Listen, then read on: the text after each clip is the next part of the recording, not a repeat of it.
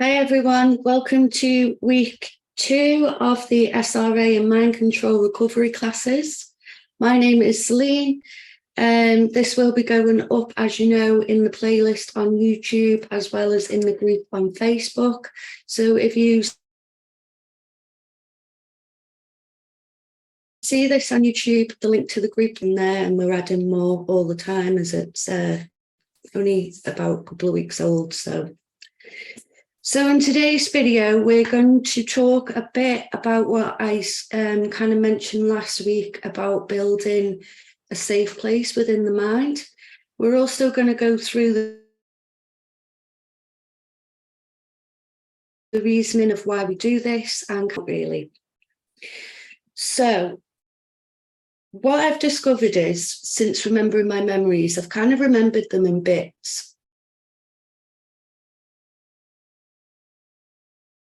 And some will jump around from you. Those pieces, like puzzle pieces, are coming in. Over time, I've been able to then join them up into more of a coherent timeline and see where those things fit in. Some years have adjusted slightly to what I thought because, I've been told things that weren't true. And, now I can piece things together and know that actually that wasn't that year, it was this year, and that kind of thing. So basically, this is our truth. As horrific as it is, it's the truth of who we are. It's the truth of what we went through. It's the truth that really has made us the people of determination. And so many other wonderful things that I see in so many survivors every day. The warmth and kindness that is. So it's about learning that truth. And then by learning that truth, we can heal through it and work through it, which is then going to change our future. So this is a very spiritual perspective I'm coming from here. Yeah, there are lots of different aspects. I want to explain it this way because I think it makes it a lot easier to understand and kind of see then a process that we're going through.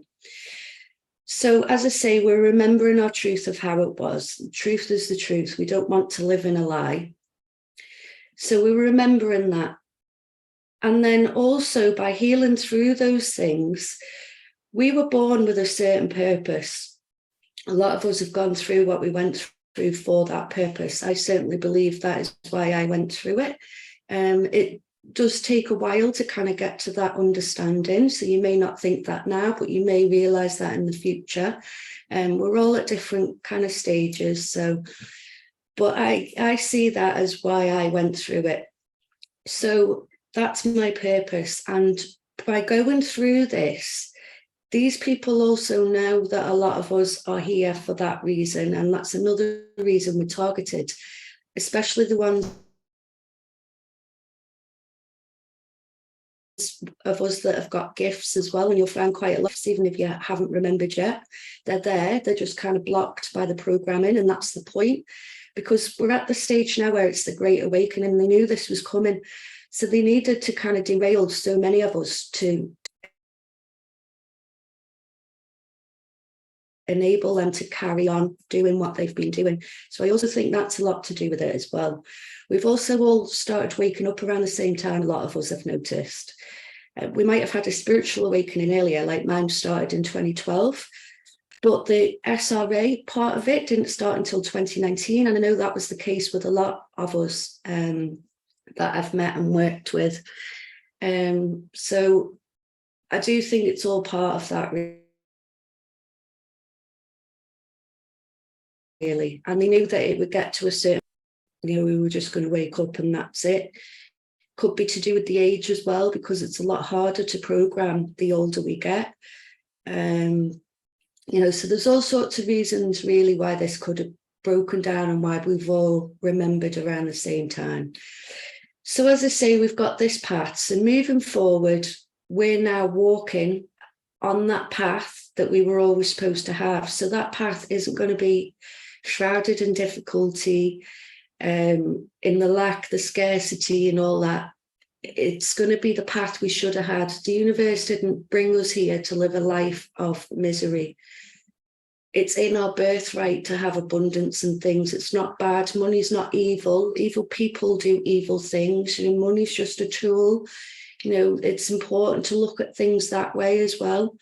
So yeah, that's kind of why we're doing this, or to my understanding anyway. And I think that does help them. You kind of follow a process, and on the harder days, it kind of gives you something to aim for. You know, there's a purpose to this. You're not just going through all these memories for nothing, and you know it's going to last forever, because it can seem never ending, especially in the beginning. And especially when we keep coming back to stuff we think we've already dealt with, but we haven't, because there's a different aspect to that trauma that we then need to work on. It's all about the emotions. We're kind of detangling the emotions, and we want to get rid of all the lower ones. And we're changing the story up around what happened as well. So we're changing that in our minds. So that helps to lose that pain. And then also there's the spiritual work as well, which we'll go on to, the energy work and things. But we'll get into that further on. So I wanted to kind of make you aware of that first. So then with the building the mental house, this process I got from Spali. You'll see in the group I've got some resources up of here. It might even be in one of those books, I'm not sure. I think it was Deprogram Wiki I read it in. So basically with this, now I've kind of adapted it slightly. It doesn't have to be a house. It can be a beach if that's what you prefer. It could be up in the mountains. It can be anywhere you want. It could be inside a cave where you know you're protected with rock. It could be in a beautiful garden, and maybe you've got angels there, or you know, whatever kind of resonates with you. Or in this garden. Basically, you're imagining a house in your mind, and in this house you're going to have everything in it you've ever wanted, and it can be from as a child to who you are now. It doesn't matter, it's up to you. You can imagine this place with the details on the outside, what it looks on the outside like. Maybe if it's a beach house, then you're right on the beach, and you've got the waves crashing up. You can hear those waves in your mind's eye. Imagine it. Imagine the feeling of your toes walking on the sand, and really feel it will take you away. So when you're feeling like you're having a panic attack or anxiety, or maybe your CPTSD is going over and your mind's racing, you can try this technique, which is in the daily videos, which is why I pointed you to them last week. Hopefully you managed to find them in the group. And we're using that imagination to take us away and to kind of give us that bit of respite, really, from any of the racing thoughts or the anxiety. And it really brings us back down and is calming, calms us right down as you move forward with what you've got to deal with, because you're getting that kind of into more of a manageable level, really, as you move forward.